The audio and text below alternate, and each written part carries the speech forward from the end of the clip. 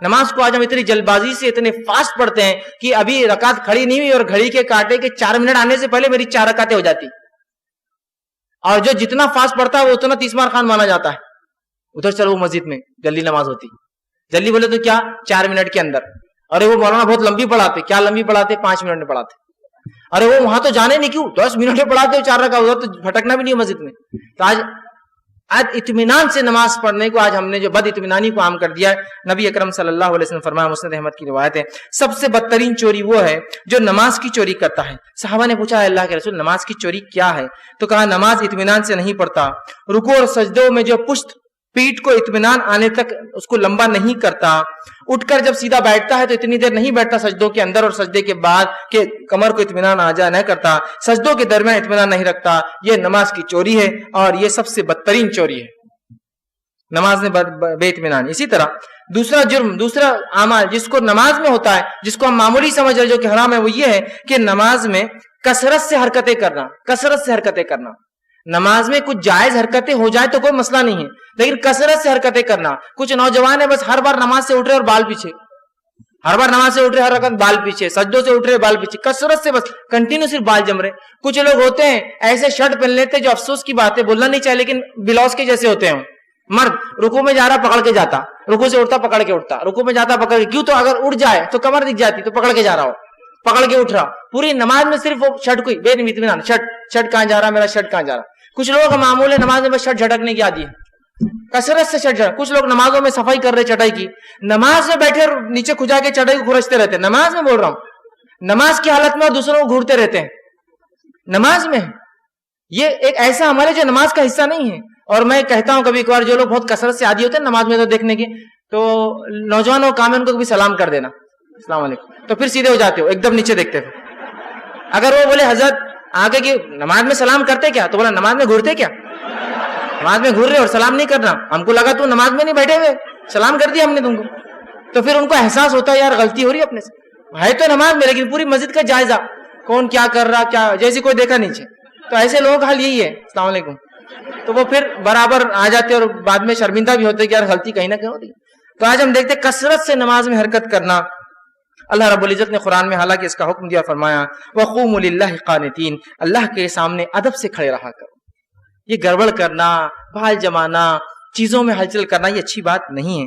اسی طرح مومنوں کی نماز کی صفت بیان کی اور فرمایا سورہ مومنون سورہ نمبر 23 آیت نمبر 2 میں فرمایا الذین هم فی صلاتہم خاشعون, خشوع سے نماز پڑھتے ہیں, ادھر ادھر دھیان نہیں, چیزوں کو جماتے نہیں, بال نہیں جما رہے, کنکریاں نہیں ہٹا رہے, کپڑوں کو نہیں وہ کر رہے, پکڑتے نہیں ہیں, اننیسری کوئی حرکت نہیں کرتے, بس جو نماز کی حرکتیں بس وہ حرکت کرتے, اس سے ہٹ کر کوئی حرکت وہ نہیں کرتے ہیں. ٹھیک ہے. اسی طرح جو ہے جو ایک چیز ہوتی ہے نماز کے اندر, جو تیسرا گناہ جو ہم جس کو معمولی سمجھتے ہیں نماز میں کر بیٹھتے ہیں, وہ یہ ہے دوران نماز.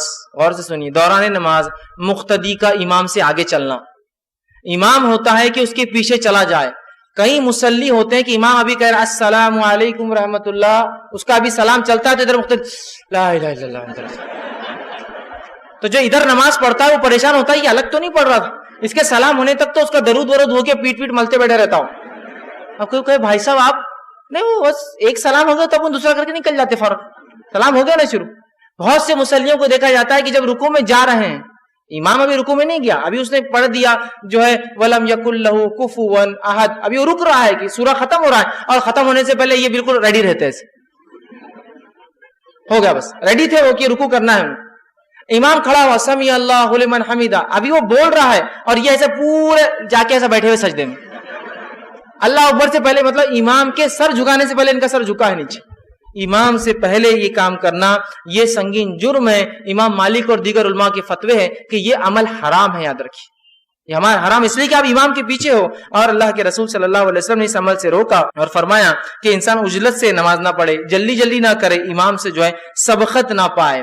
جو ہے سنن جو ہے کبرا میں امام بہقی جو ہے ایک روایت لاتے ہیں, آپ نے فرمایا آپ صلی اللہ علیہ وسلم فرماتے کہتے ہیں سلیقے سے کام کو انجام دینے کی اللہ کی توفیق سے, مطلب کوئی انسان کسی کام کو سلیقے سے اگر کرتا ہے تو اللہ کی توفیق سے یہ ہوتا ہے, اور جلد بازی شیطان کی طرف سے ہے. اور صحیح مسلم کی روایت آپ نے فرمایا جو شخص اپنے سر کو رکوع اور سجدے میں امام سے پہلے اٹھاتا ہے, کیا وہ ڈرتا نہیں ہے کہیں اللہ اس کے سر کو گدھے کا سر نہ بنا دے؟ چونکہ وہ گدھا ہے, وہ بیوقوف ہے, اس کو اتنا علم نہیں ہے کہ امام کھڑا ہوتا ہے اس کو فالو کرنے کے لیے, اس سے آگے چلنے کے لیے نہیں. امام کا معنی ہوتا ہے وہ لیڈر ہے آپ کا, تو وہ گدھا ہی ہے نا، جس کو سمجھ میں نہیں آتا کہ اس کا لیڈر ابھی نہیں پہنچ گیا.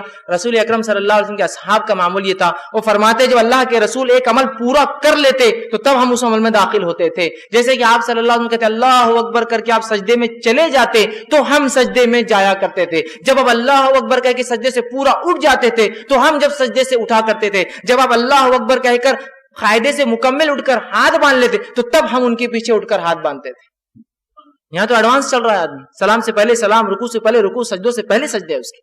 تو یہ بہت سخت جرم ہے، یہ گناہ ہے، لیکن بہت ہم اس کو معمولی آج بہرحال سمجھتے ہیں. اسی طرح جو ہے امام کی مکمل پیروی ہمیں کرنا چاہیے، اور اس کے پیچھے ساتھ بھی نہیں چلنا چاہیے، پیچھے چلنا چاہیے کبھی بھی. اس کے عمل ہونے کے بعد اس کا اللہ اکبر جب ختم ہوتا ہے تب وہ کرے، اور اماموں کو بھی چاہیے کہ اتنا وقت دے کہ انسان آرام سے ان کے اللہ اکبر ختم ہونے کے بعد اس عمل کے اندر داخل ہو سکے. چوتھا گناہ جو نماز کے معاملے میں ہم کرتے ہیں جس کو معمولی سمجھتے وہ یہ ہے کہ جو ہے بدبودار چیز کھا کر مسجد میں جانا.